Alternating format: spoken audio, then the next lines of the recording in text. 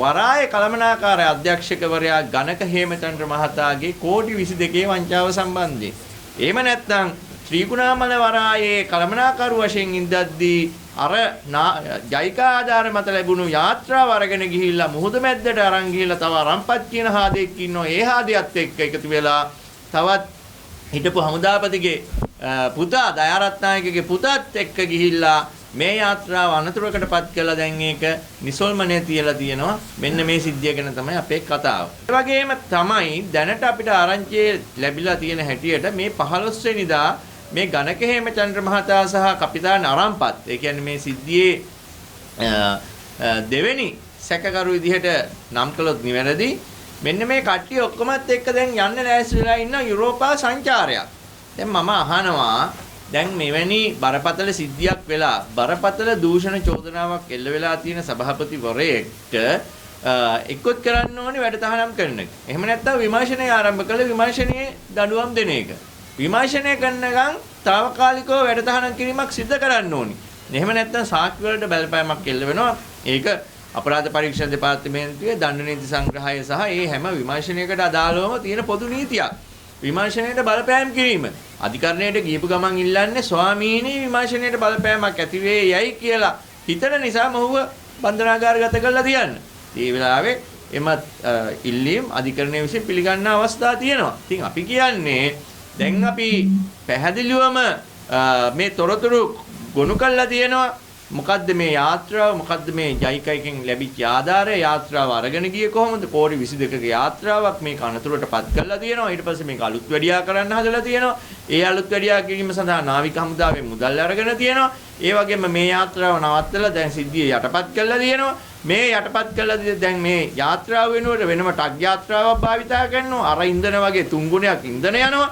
මේ වගේ හේතු ගණනාවක්ම සාමාන්‍යයෙන් අල්ලස් පනතේ 70 වෙනි වගන්තියේ දූෂණයේ චෝදනාව යටතට වැටෙන චෝදනා 5ක් 6ක් විතර මේ වෙලාවේ උපචිත වෙලා තියෙනවා.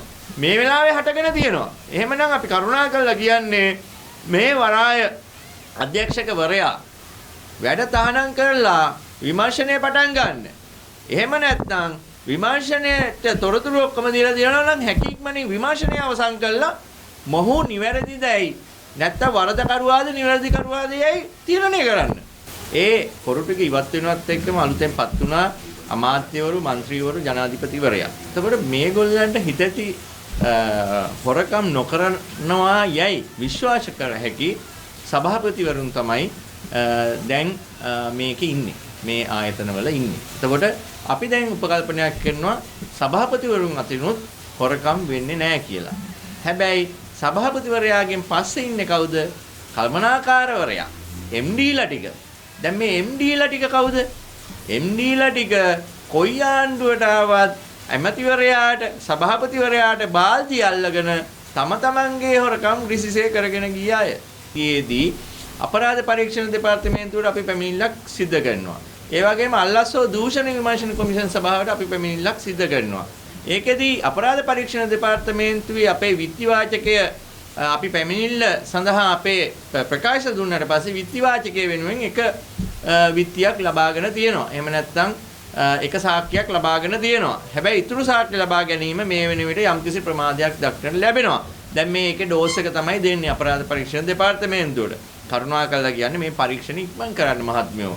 මේගොල්ලෝ හිතන්න එපා දැන් මේ ආණ්ඩුවේ ඉන්න කට්ටිය කියලා. මේගොල්ලෝ මේ පරණ ආණ්ඩුවල ඉඳනොත් මේ කළමනාකාර දූර එක එක ආයතනවල ප්‍රධානීන් වශයෙන් කටයුතු කළා. දැන් මේ ආණ්ඩුවටත් එහෙయ్యා කියන හොර කැලක්. ඉතින් ඒක අපරාධ පරීක්ෂණ දෙපාර්තමේන්තුව තේරුම් ගන්න. ඒ වගේම තමයි අපි කියනවා අල්ලස්සෝ දූෂණ විමර්ශන කොමිෂන් සභාව. දැන් පරීක්ෂණ ලහි යන හොඳයි අපි තාම සතුටුයි. සහ කොමතාරිස්තුමාට ප්‍රශ්නයක් ඇති වෙච්ච වෙලාව අපි එතන ගිහලා උද්ඝෝෂණයක් පවා සිද්ධ කළා. කොමතාරිස්තුමා හොඳයි හොඳට වැඩ ටික කරගෙන යනවා කියලා පේනවා. හැබැයි කොමතාරිස්තුමනි ඔබතුමා හිතන්න අපි මේ වරාය සභාපතිවරයාට එරෙහිව කරපු පැමිණිල්ල එහෙම නැත්නම් මේ ගණක හේමචන්ද්‍රට කරපු පැමිණිල්ල රජ්‍ය නිලධාරියෙක් සම්බන්ධයෙන් තමයි. ඔහු මේ රජයෙන් පත් වුණාට පහුගිය රජයන් වලත් ඉඳලා මේ රජයන් හැම එකක් එක්කම වැඩ කළා විවිධාකාර හොරකම් වංචනික කුප්‍රකට වැඩ වහලා දාන්න කටයුතු කරපු පුද්ගලයෙක්. ඉතින් ඒ සම්බන්ධයෙන් තියෙන සාක්ෂි සාධක අපි ඔබතුමන්ට ලබා දීලා තියෙනවා. තීරණයෙන් පස්සේ මේ දෙන යුරෝපා සංචාර ඒ හැම දෙයක්ම දුන්නට අපිට කිසි ගැටලුවක් නැහැ.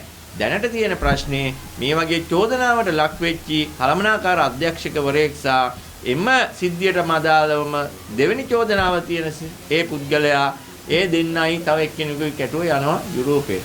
දැන් මට හිතෙනවා සැක හිතෙන්න පුළුවන් මේක මේ අර සාක්ෂි වසන් කිරීම සඳහා අරම්පත් කියන නිලධාරියාට දුන්න අල්ලසක්ද කියලා. අපි ඒ සම්බන්ධයෙන් විශේෂයෙන් අල්ලස් කොමිසම ඉදිරියේදී අපි දැනුවත් කරනවා. ඉතින් කරුණාකරලා කියන්නේ මේ ආයතනවල ඉන්න MDලා දැන් විදේශ සේවා නියුක්ති කාර්යාංශයේ MD ඉන්නෝ අයින් වෙන්නෙම නැහැ.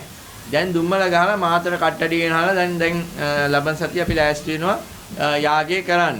ඊට පස්සේ ඖෂධ නියාමන අධිකාරියේ MD යන්තම් පොඩි ඩ්‍රාමා එකක් එහෙම දාලා එයා අයින් වෙලා ගියා.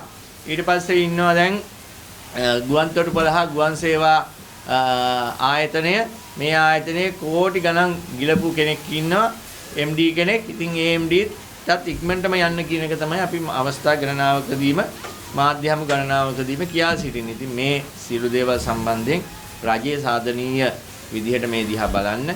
හොරු කියන විදිහට නම් හැදෙන්න එපා. හොරු කියන දේවල් ගණන් ගන්න එපා. වහාම විමර්ශනය කරන්න කියන එක අපි ජනාධිපතිතුමාගෙන් ඉල්ලනවා. මම දන්නවා ඒක ඇත්තටම ඉෂ්ට වෙනවා කියන එක අපිට පේන්න තියෙනවා. ඒ නිසා තමයි අපි මේ ඉල්ලීම් කරන්නේ. මොකද මේ වැඩේ වෙන්නෙත් නැත්නම් වීර්යානින්ට වීලා වයනවා වගේ කියන්න ඕනේ නා අපි කවදාවත් ජනාධිපතිතුමාගෙන් හෝ රජයෙන් ඉල්ලන්නේ නැහැ මේ වගේ ඉල්ලීම්. අපි ගිහිල්ලා අපි අපේ ඇක්ෂන් ටික ගන්නවා. හැබැයි එහෙම අපිට සිවිල් ක්‍රියාකාරකයන් විදිහට ඒ ඇක්ෂන් ගන්න ඕනි වෙන්නේ නැහැ. ජනතාවාදී ආණ්ඩුවක් තියෙනවා. මේ ආණ්ඩුව තුලින් වැඩ කටයුතු වෙනවා කියන එක අපි පැහැදිලිවම පේනවා. අපිට පටු දේශපාලන බලාපොරොත්තු නැහැ. ආණ්ඩුව විවේචනය කරලා දේශපාලනික ලාභ ලබා ගන්න. අපි රටේ ජනතාවගේ පැත්තෙන් ඉන්නේ. ජනතාවට හොඳක් වෙනවා නම් ඒ හොඳක් කියනවා. ජනතාවට අහිතක් වෙනවා නම් අපි ඒක විවේචනය කරන්න පැකිලෙන්නේ නැහැ. අපිට මොකද දේශපාලන පක්ෂ මේ සම්බන්ධයක් නැහැ වර්තමාන ආණ්ඩුවත් එක්ක. ඉතින් අපි මධ්‍ය ප්‍රතිපදාවේ ඉඳගෙන ජනතාවගේ පැත්තෙන් අපේ අදහස් දැක්වීම කරන්නේ. ඉතින් ඉතා ඉක්මනට මේ ගණක හේමචන්ද්‍ර සම්බන්ධයෙන් අපි කළා තියෙන පැමිණිල්ලට සාධාරණයක් ඉෂ්ට කරන්න කියලා රජයේ වගකීම් ආයතන වලින් විශේෂයෙන්ම අපරාධ පරීක්ෂණ දෙපාර්තමේන්තුවේ අල්ලාසෝ දූෂණ විමර්ශන කොමිෂන් සභාවෙන් ඉල්ලා සිටිනවා.